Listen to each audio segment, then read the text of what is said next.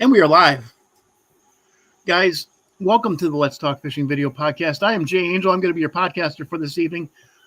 I am so excited about this. I know you hear that from me week after week after week, but I get excited about all podcasting. I just love doing this, guys.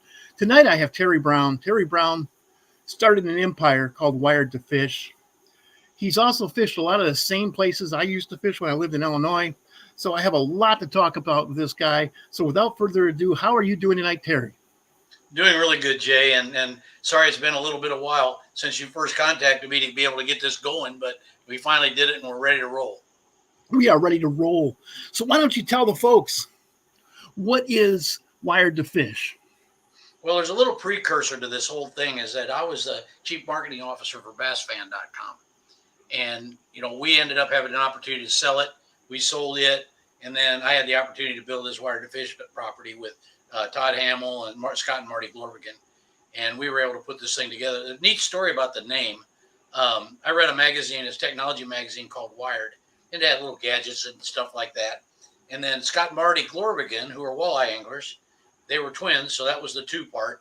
And we wanted to be able to cover not only bass fishing, but we wanted to be able to cover other things other than that. So that's why we're Wired2Fish. The neat story is we had our logo done.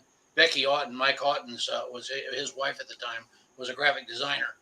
And she put three fonts together in this Wired2Fish logo. Well, below the bottom of the two, if you ever look at it close, it says, "Oh, my Lord." And they, when we first looked at it, everybody goes, we're going to take that out of there or what? I go, no, got to have God in it. So, and that's kind of how it's turned out. I mean, it's really a lot of blessings. We started this in 2007, 8.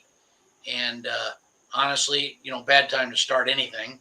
We're in a recession. We're having all this stuff going on, but we bit the bullet, and now the rest is history. And Wired2Fish is a media company. We have video, we have YouTube channel, we have Instagram, we have short reels, we have, social media is huge. Pretty much do everything there. When we started out, honestly, it was about 4 of us. I wrote everything, was involved with everything, and then you think, well, it's just me and my wife and 2 of my friends watching. And the next thing you know, it grew into the monster it is right now. And very, very happy with where it's at. About 2 years ago now, we were purchased by a company called Tulos. And they're out of Finland. And then their parent company is Valledo, which is another large company in Sweden. And now I'm the president of the organization here in the domestic part of it. Todd Hamill, who was with me here, now has a vertical market. So all the other properties, Todd's riding herd over those. But that's Wired2Fish is an international property, about 149 countries. And that's on a daily basis. And it's pretty impressive that just a bunch of yahoots decided to go fishing, and look what we're doing. Yeah. Look what y'all did, man. Wow. That is awesome. And I like that when you said we wanted to talk about more than walleyes and bass. That's why I called mine Let's Talk Fishing, because I wanted to cover the whole gamut. Mm-hmm. Well, I think what we're finding out, more and more people now, I mean, there's a lot of bass fishermen. They're 10 times what everybody else is, to combined. But you also have a lot of people just like to go with their kids, like to go on the weekend, and they want to learn how to catch cane pole bobber is what I call it. And they want to be able to go out there and catch a few fish and just enjoy a weekend. And I think it's important for us to be able to be part of their environment too. So that's what we're doing. Absolutely. Absolutely. Well, I certainly am glad that you guys got together and started this empire, because I have enjoyed it. I was going through your website today, and there is so much stuff on here. There's so much information. I love that. Well, the YouTube channel is important too, because that's really hands-on stuff. We got a lot of that. We have that every day. We have 3 videos go up a week. We got 2 or 3 product reviews every week. We get a little bit of heat because we don't do negative review, but that was something I wanted in the very beginning, because I don't want to tell you what not to buy. I want to tell you you're okay to buy this. That's what I want to do. So that's why we started it that way. It was our mantra, and it's worked out really, really well. I like that too. I like that. We have a comment from the audience. It's from Brenton Zitka. He is from Minnesota. He said, "Hi, Terry. Big fan." He lives in Grand Rapids area location. Yep, that's where our home office is at. That's where Todd's at. 10,000 lakes in one county isn't too bad. I mean, he's not like we are here in Illinois, where we got 2 lakes for about 15 counties, right? Yes, yes. And I love that area where he's at. Good that he's on here with us. That's pretty cool. And Grand Rapids is Jason Seelock and I worked together, and Jason and I went up there one time, about a 9-hour drive for us. We got up there, and Seelock pointed south, and he said, "That's where the United States is." We kind of had that. They had 2 weeks of summer. I always kid them about that, but there's not a better place. If you're an angler, Grand Rapids, Minnesota is a pretty cool place. We also have another comment or a question from Eric Evans from iBass 360. He's our social media director. Great person. He said, "Is your revenue primarily from selling advertising?" A little of everything, honestly. Yes, I do all the selling of the advertising. Todd and I work together on that, but it's also through affiliate programs. We work with a lot of the big box stores, and we're very upfront about that. We work with them, and that's where a lot of our revenue is generated from. We have some great advertisers here. I mean, we've been blessed with that, being able to have partnerships with a lot of the big ones, Berkeley and, Pure Fishing, of course, and, Strike King, and I'll miss somebody, so somebody will get mad at me here. But, what happens is that revenue is very, very important and it's solid. But the affiliate programs that we do are really also very solid. And we also try to give back to the readers and the people who follow us, because, we do a giveaway. We do a giveaway every week for 52 weeks. Sometimes it can be, I got one coming up that's a component package. It's over $350 just for that one component package. And we usually have 5 winners. So yeah, it's all about trying to do everything we can to help manufacturers sell products. That's what Wired2Fish, that's what I started it with, was I just wanted to help manufacturers sell more products. So yeah, good question. Really good question.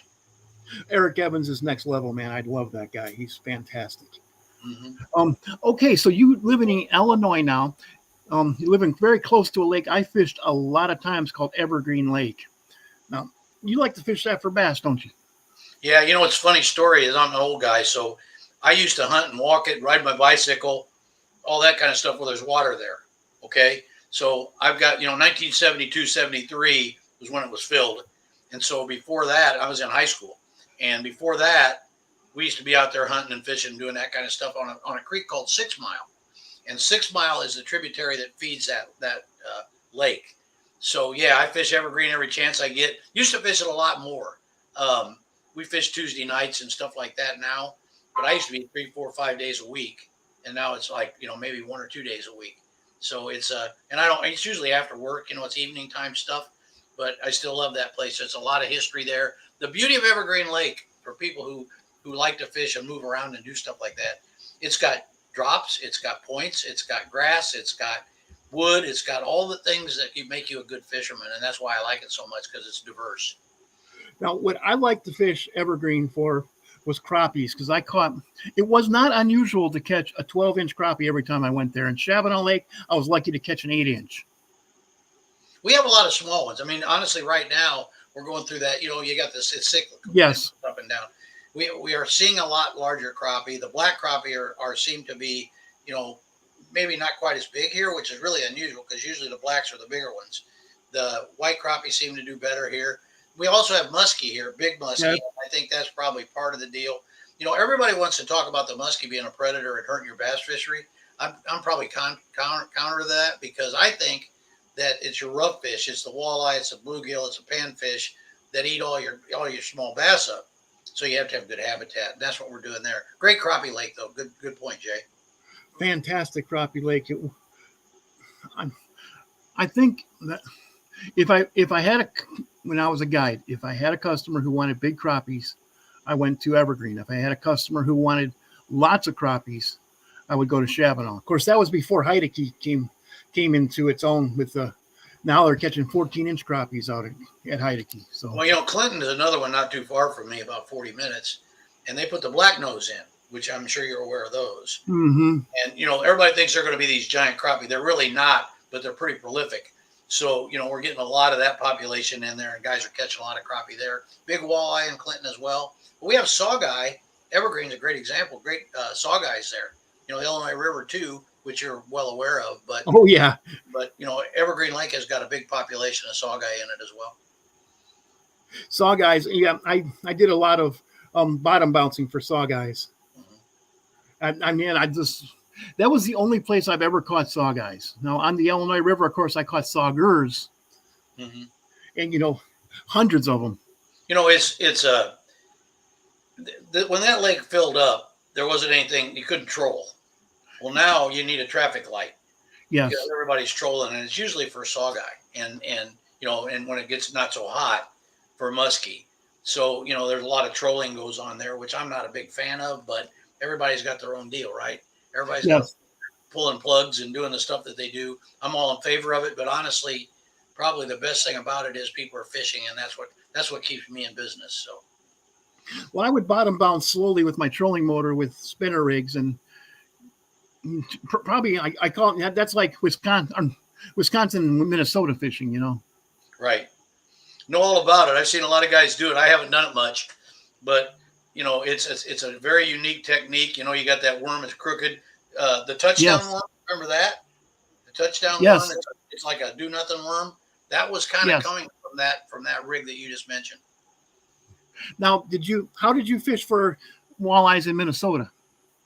Well, I haven't lived in Minnesota, but when I've been up there, I've thrown crankbaits. Whenever I go up there, Crankbait.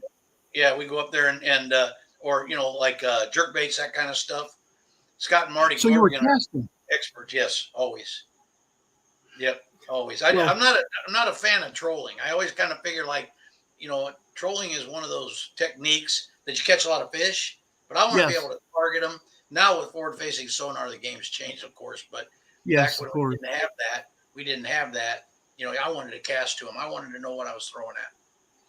Well, it's very exciting casting to walleyes, and you're reeling that in, and all of a sudden it just stops. Then you start feeling the head shakes. Oh, I had a great opportunities when I lived in Michigan to go out there in the springtime and cast to walleyes from the shore, like where they would start making their migration up in like March, Mm-hmm. and catch some 8-9 pound walleyes from the shore casting jerk baits. So much fun. I got a funny story for you. I went to a lot of product knowledge seminars with Ranger and a bunch of other people. Forrest Wood was a good friend. And Yes. Forrest told me one time, somebody asked about, why don't you have bigger live wells in your walleye boats? He said, why do you need a live well and you're going to cook them? They're the best eating fish there is. And I don't think you need a bigger live well, but that of course is all changed. Why do you need a live well if you're just going to kill them anyways? Yeah. That's right. Cut their heads off. That is a good one. That is a good one. But I do agree with you, man. Casting crankbaits and jerkbaits for walleyes, even casting jigs, so much fun. You guys that lived in the north part of Illinois like spinning, egg beaters. Yes. And we're all bait casting guys, and all of a sudden in the last 5 or 10 years, all these young guys are throwing these shaky heads and all that and having success with it. Honestly, I think when the FLW tour became the shaky head tour a few years ago, everybody started realizing, hey, wait a minute, these guys are catching pretty good fish with a shaky head. But we're not as big with the spinning rods as you were from about where you lived north. They love the spinning gear, that left-handed stuff. And Yes. It's amazing to me how that kind of is now migrating south. It is. Even the guys down here where I live are starting to use spinning gear.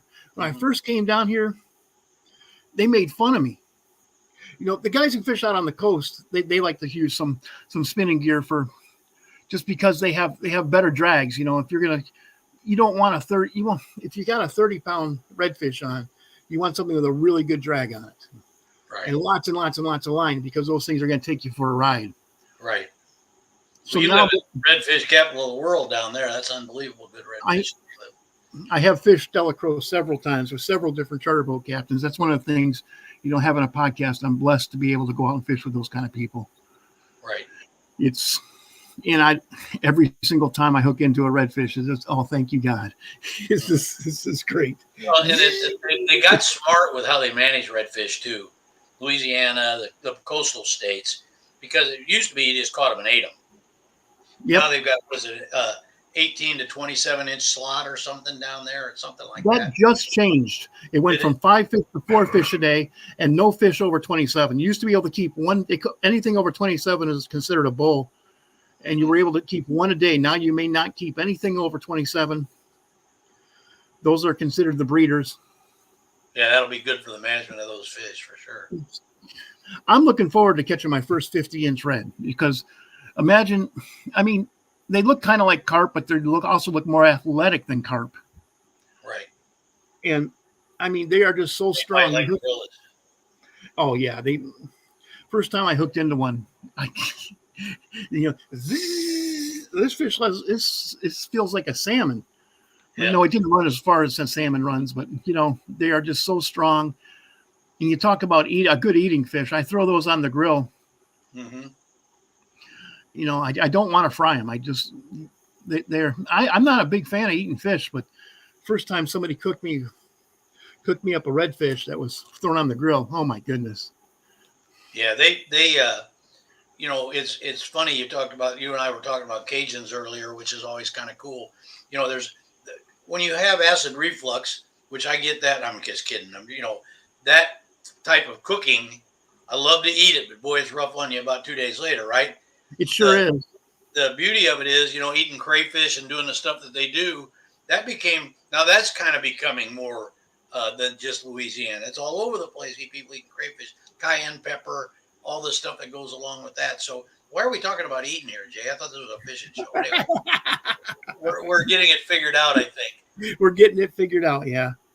But so saw guys didn't you tell me that the state record saw guy lives in Evergreen Lake? Yeah, it has been caught in Evergreen Lake one time, but the electroshocking surveys, they've caught a lot bigger than the one that was caught there that was a state record. And then, wow.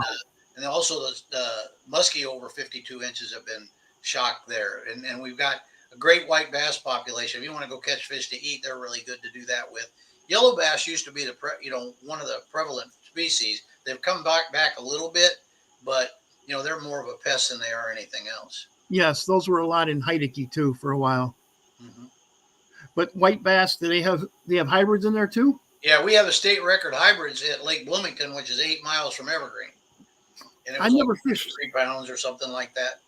I never fished Lake Bloomington, but I guess having to belong to one lake was enough for me. Well, you got Evergreen's about 1,000 acres. Got 2 boat ramps. Lake Bloomington's about 650. It's got 1 boat ramp, and they're fees at both places. So you have to buy either a daily permit or a yearly permit, and but allows you to be able to have that. And they don't make $1 million with their daily permits, but it's just the idea that they got some way to manage who's on the lake. Yes, and also that makes it a little bit easier to enforce the rules. Right. Because we know that I fished Shabana Lake for too many years. Yeah, a large influx of Chicago area people there too, which is a large population of people. We're more rural down here. But yes. We still have a lot of the same things you're talking about. If there's a rule, everybody's trying to figure out how to bend it. And I think sometimes they've bent them to the point of breaking. That's a 10 horsepower limit on Evergreen, 40 horsepower limit on Bloomington. The 10 horsepower limit may be getting where it's going to be unlimited idle, which I think is probably going to happen in a little while. I don't know. I mean, at the end of the day, people are still kind of skirting the system anyway. So yes, they are. We'll see how that works. I actually had my Shabana Evergreen boat in the boat that I used on big water. Like I love to go to Green Bay. That's one of my favorite bodies of water because of the smallmouth bass population. It's just I had a lot of success on Green Bay for both walleyes and smallmouth bass, and that's one of the reasons I. What? Go ahead. The state record smallmouth was out of Lake Bloomington, and we also have been stocking smallmouth in those 2 lakes for the last 8 or 9 years. We're seeing some show up, 18 inches, 15 inches, something like that, but not a lot of them. They're not doing as well as we'd like for them to be. Well, on Shabana Lake, I had the lake record smallmouth, and it was only 19 inches long, but that record lasted for 7 years. That's pretty impressive. Yeah, well, that shows you that, they just weren't growing real well. Now, of course, it's been broken, but because I think that was 1998 I caught that. Actually, I caught that with a friend of ours, Mike Norris. Mm-hmm. Mm-hmm. Yeah, Mike's a good fisherman, too. And now he's up on Big Green Lake in Wisconsin, and full-time guy just having the time of his life. If I remember right, Big Green Lake is one of those lakes that's like 400 feet deep in some locations. Yes, it has a good population of lake trout. Yep. Yes. Yep. Yeah, you know, you got a 300 feet deep. That's pretty deep. And That's yeah, really deep. it's a natural lake. It's quite big. I went there and fished with Mike a couple times, and every time just Ned rigging smallmouth is a lot of fun in my Yeah. book. Yep. Yep. Well, you don't do any Ned rigging in Louisiana, do you? No, I it's was gonna mostly say. wacky rigging and throwing big jigs and of course Texas rigging too. Texas rigging, spinner What baiting. is You it? know, What's the I body of water you fish the most? Henderson. It's called the Henderson. It's part Okay. of the Atchafalaya Spillway. It's the very top of the Atchafalaya Spillway. Mhm. I fish that a lot, and I fish the coast a lot for redfish and speckled trout. But for bass, I fish the Henderson because that's only an hour drive from where I live. And you know, Nice. we cast a lot of cypress knees. We cast underneath cypress. You know, you got to skip underneath the cypress branches. Don't have any hornets, do you? Oh, those are everywhere. And if The those cypress don't get you, trees, they love. the cottonmouth Yep. will. You know, Yep. That's right. it's a different world down here. Yep. But the bass get big, the crappies get big. You go a little bit further north of where I live, like over to Toledo Bend or a place called Bussy Break. They've caught Bussy Break. They caught, actually, I think it was MLF that was there. Mhm. Caught a 13.1 pounder. Right. Right. I think Randy Howell. Yes, Yep. he caught it wacky rigging, Yeah. which He is had a my 12 favorite way pounder. to fish. Like a day before that, he had a 12 pounder, and then he caught that 13-1 the day afterwards. So not a bad couple of days. And you talk about advertising. You can't get a place in the boat ramp. You can't get a parking spot at that place anymore because everybody's going there. Mm-hmm. It's well, 13. Could you imagine catching a 13-pound bass on spinning gear? That was actually on TV too when he caught it. Yes, Yeah, they had it on the MLF show on the BPT show. Yep. they just happened to be filming him, Yep. and he caught the biggest fish I think ever during a tournament, wasn't that? Yeah, Mark Tyler might have had one that was a little bit bigger than I'm trying to remember. Mark Tyler's might have been 12 something. Mark Menendez had a 12 pounder. There's been several guys at the tours that have caught bigger fish. I think that 13-1 has to be close to the biggest one ever caught on film too. Even if it's not the biggest one, it still is a phenomenal fish that was actually filmed. Yep. That's what I That's mean, the filming part. that's history. Mm-hmm. 13-1, man. That's like 4 hours north of where I live. Okay.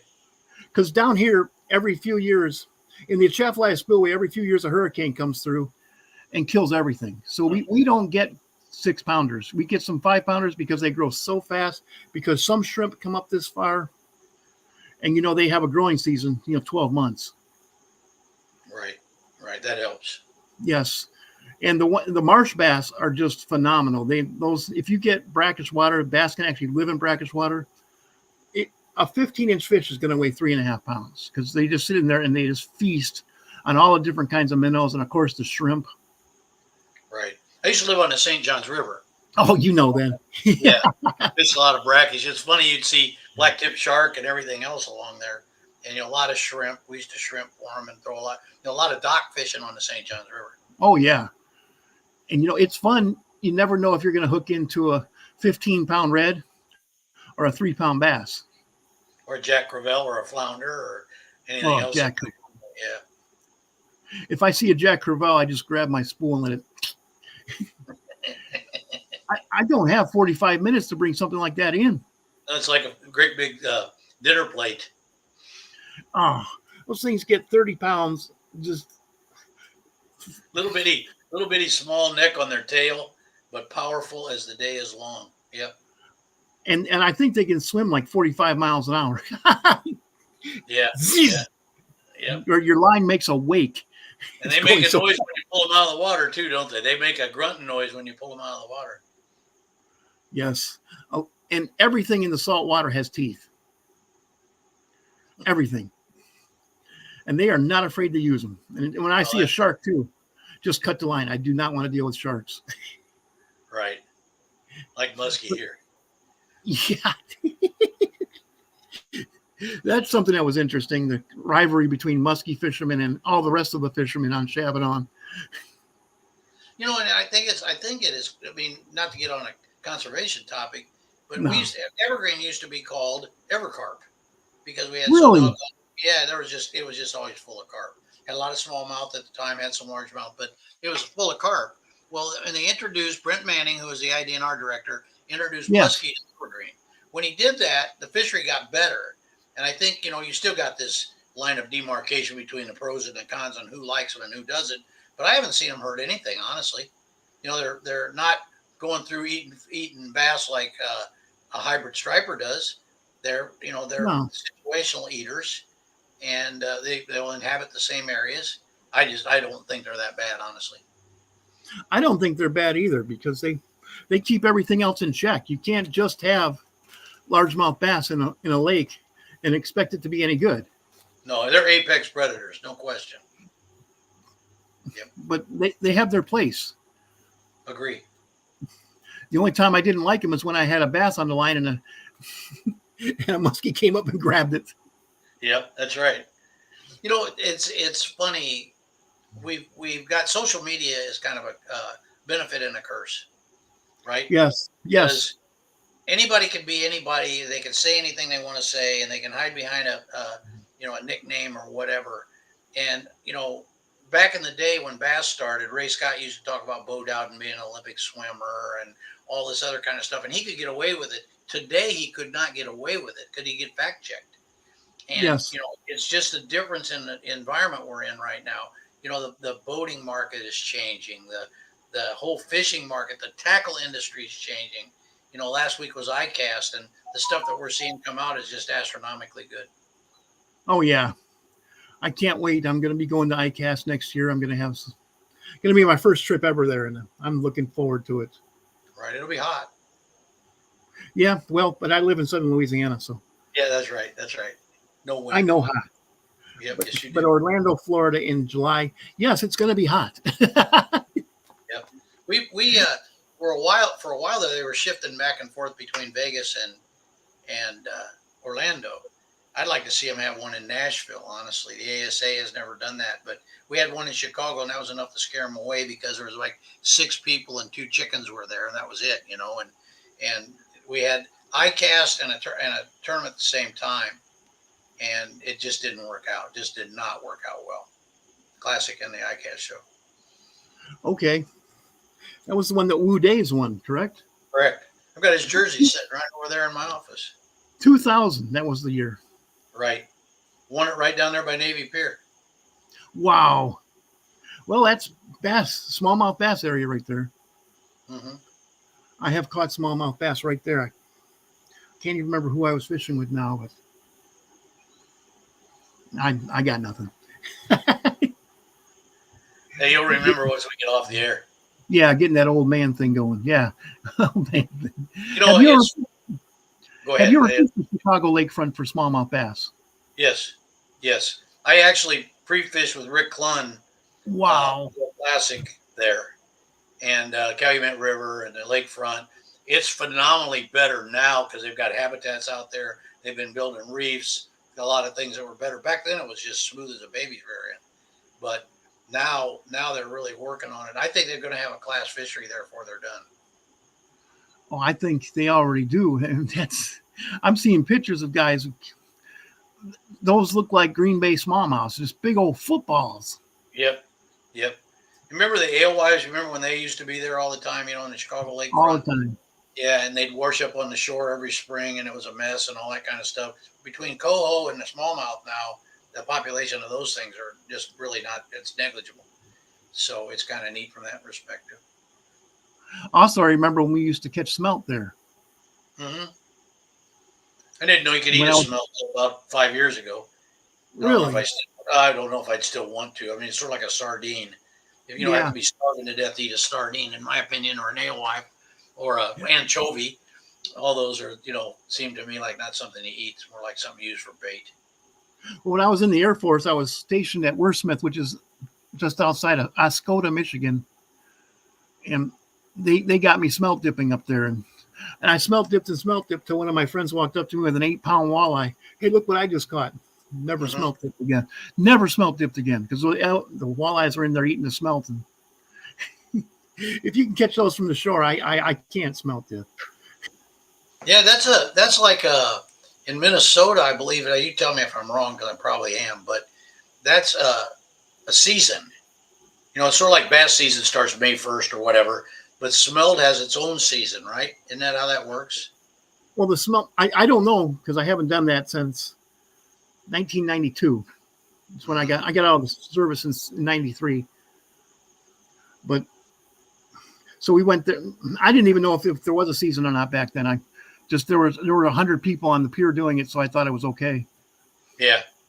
Well, and Minnesota has a lot of stuff with environmental stuff, with cleaning your boat off, draining your water out of your live wells, all that kind of stuff, which is really a good thing. It's really made a difference, with the zebra mussels and stuff like that. But ultimately, you're just putting a small dent in it.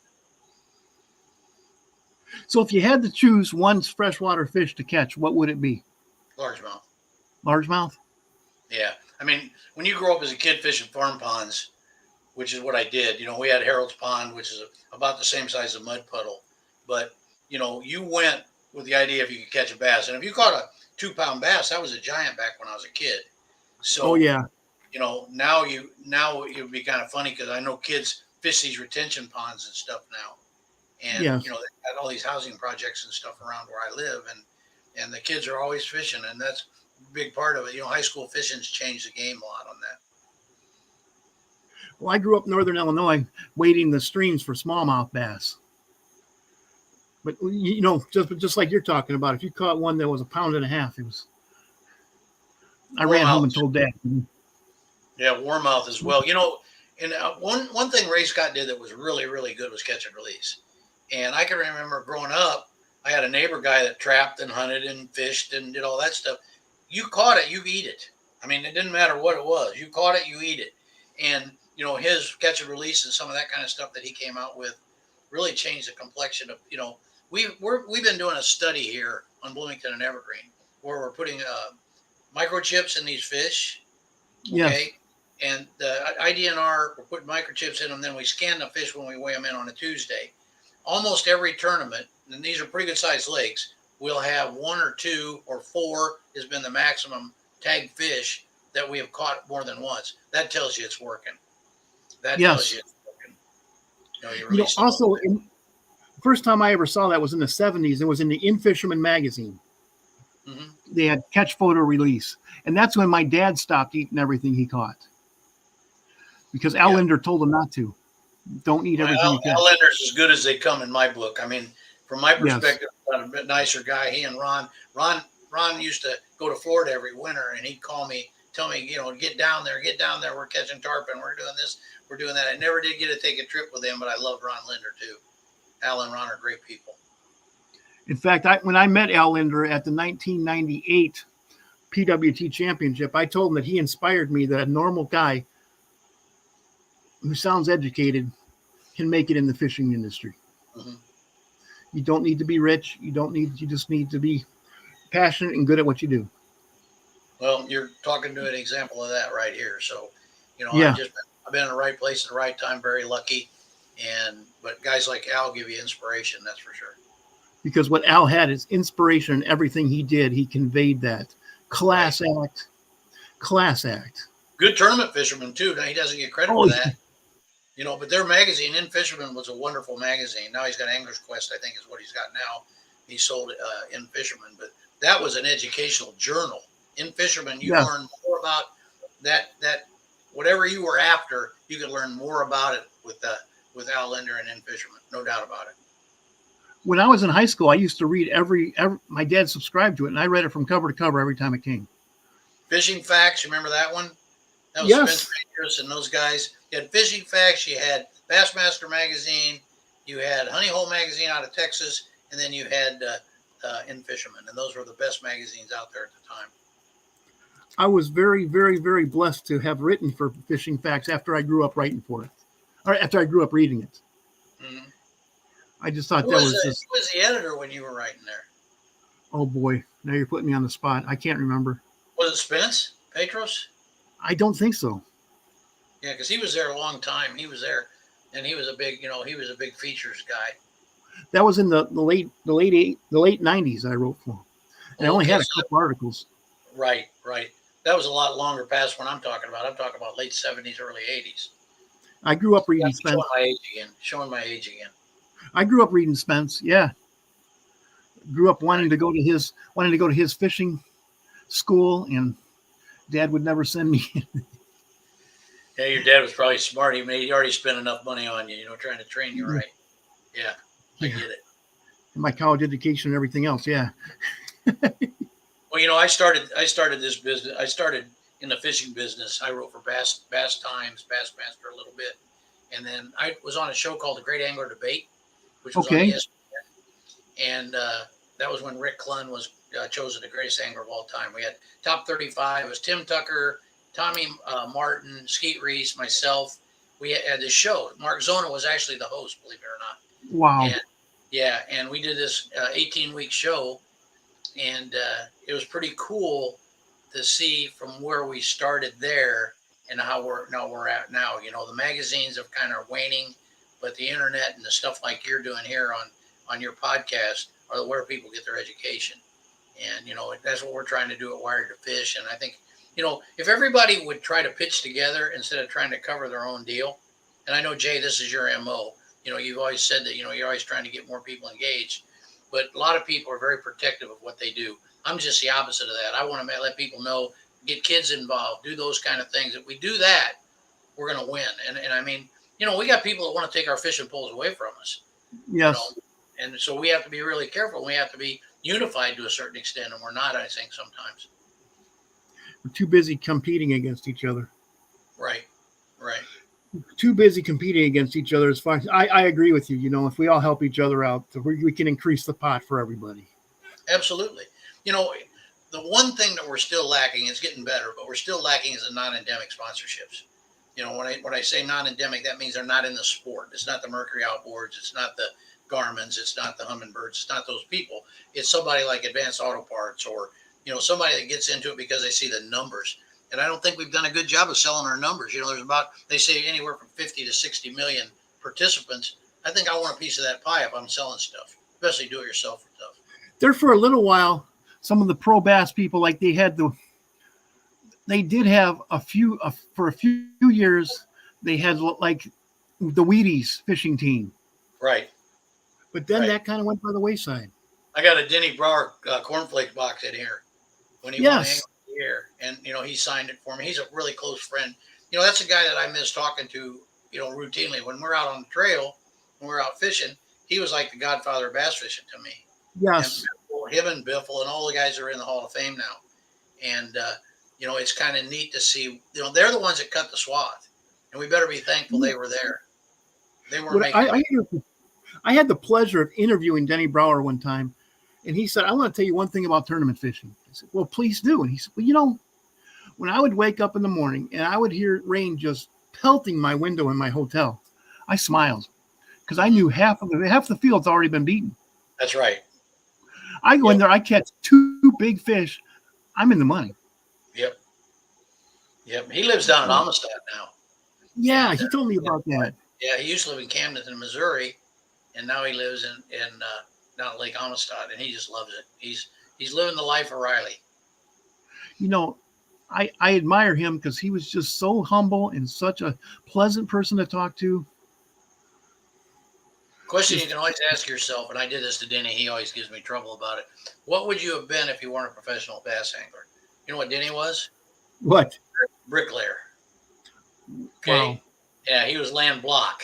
He got a much better profession, not land block. I'll just tell you that. Yes. Ask that question when somebody gets really, like they're really ahead of the game and they know everything about everything and that kind of stuff. Ask them what they'd be doing if they didn't have professional fishing. Because I think you'd be surprised. A lot of these people they were not going to be the presidents of companies. That's just not going to happen. They're going to be fishermen, and they're darn good at it. Thankfully, they are, right? Yeah. Yeah. Yes. Well, hey, Terry, do you have any shout outs you'd like to do? Well, of course, I really want to shout out to the fans and the people that read Wired2Fish. I think more than anything else, we're trying every day and we're busting our butt to try to get you good content. And, that we have an info at wired2fish.com. Feel free to send us a note and say, hey, I'd like to see more on this. But the fans are everything to me. That's what the fans, the readers, the followers, the people who watch the videos, thanks for doing that. And it's very important to us here at Wired2Fish. And, not to point out anybody in particular, but to point out the group that comes every day to Wired2Fish and sign up for our giveaways. Doesn't cost anything. Every Monday or Sunday evening, every Monday, we've got a new giveaway up. Sign up for those and see if you can win some stuff from us.